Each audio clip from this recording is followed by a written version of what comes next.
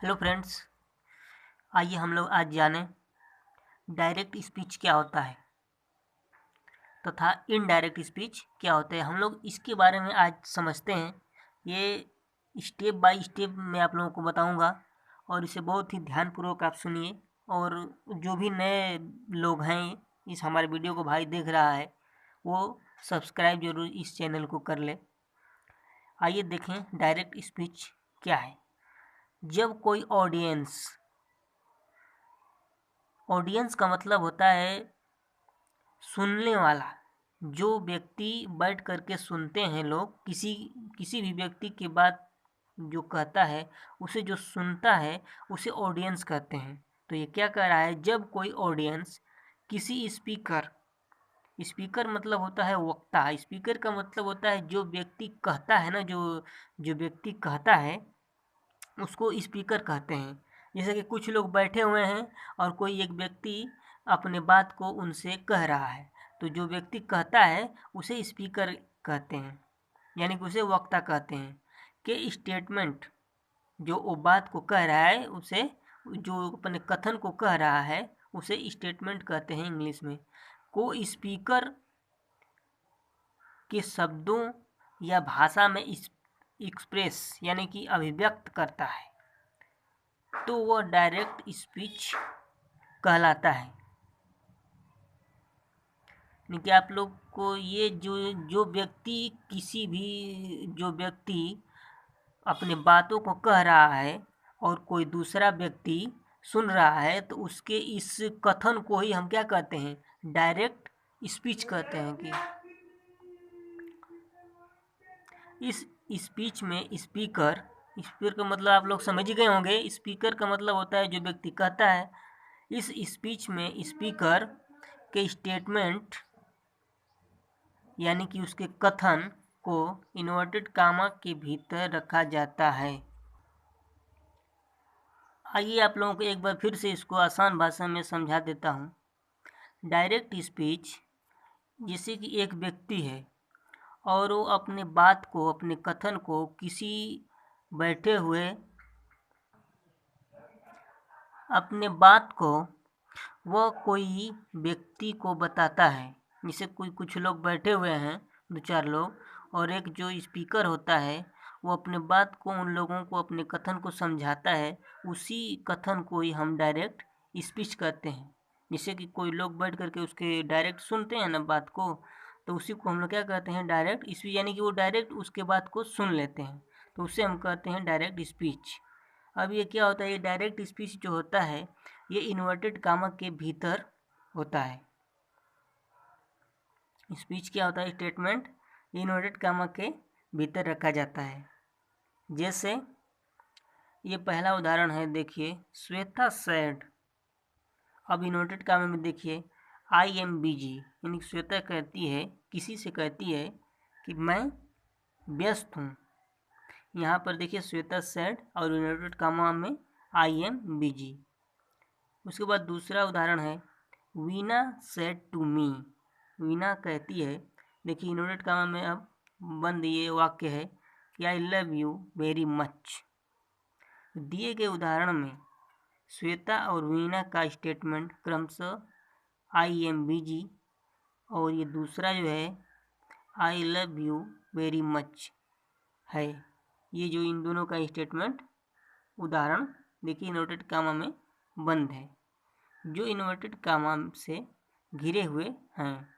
अतः दिए गए वाक्य डायरेक्ट स्पीच में हैं। इसका मतलब यही कहा जाता है कि जो डायरेक्ट स्पीच दिया जाता है उसको इन्वर्टेड कामा के अंदर रखा जाता है, उसे ही हम क्या कहते हैं, डायरेक्ट स्पीच कहते हैं। अगर कभी भी हमें डायरेक्ट और इनडायरेक्ट पढ़ना होगा तो अगर हमसे कोई पूछ देगा कि डायरेक्ट स्पीच किसे कहते हैं, तो हम कहेंगे कि जो इन्वर्टेड कामा के अंदर रहता है, रखा जाता है, उसे ही हम क्या कहते हैं, डायरेक्ट स्पीच कहते हैं। अब आइए हम लोग जाने इनडायरेक्ट स्पीच किसे कहते हैं। इनडायरेक्ट स्पीच को आइए हम लोग समझते हैं।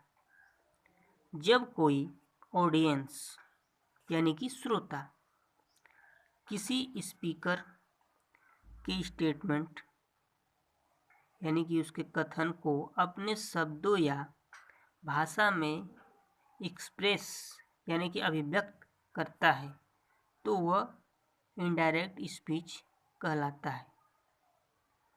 इस स्पीच में इन्वर्टेड कामा को हटा दिया जाता है। आप लोग समझें इस बात को कि जब कोई ऑडियंस यानी कि श्रोता, सुनने वाला व्यक्ति जो होता है उसे कहते हैं ना ऑडियंस, किसी स्पीकर के स्टेटमेंट यानी कि किसी स्पीकर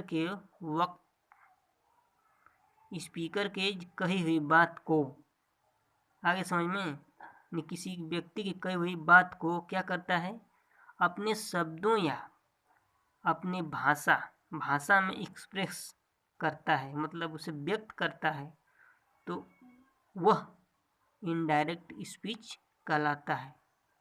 इस स्पीच में इन्वर्टेड कामा को हटा दिया जाता है, यानी कि अब वो क्या हो जाता है, जो बीच में रहता है इन्वर्टेड कामा के, वो बात वहाँ से इन्वर्टेड कामा को हटा दिया जाता है। जैसे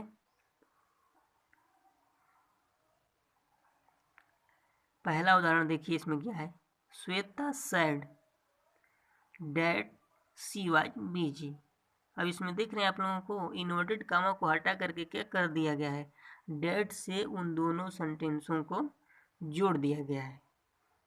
आए कुछ बात समझ में, इन्वर्टेड कामा को हटा करके और यहाँ पर डेट से इन दोनों सेंटेंसों को जोड़ दिया गया है। आगे आप लोगों को ये सब पता चलेगी, मैं बताऊंगा, हर एक स्टेप बाय स्टेप अपना वीडियो जो है डालूंगा, आप लोग इसे देखिएगा कि ये डेट क्यों जुटा है और कैसे।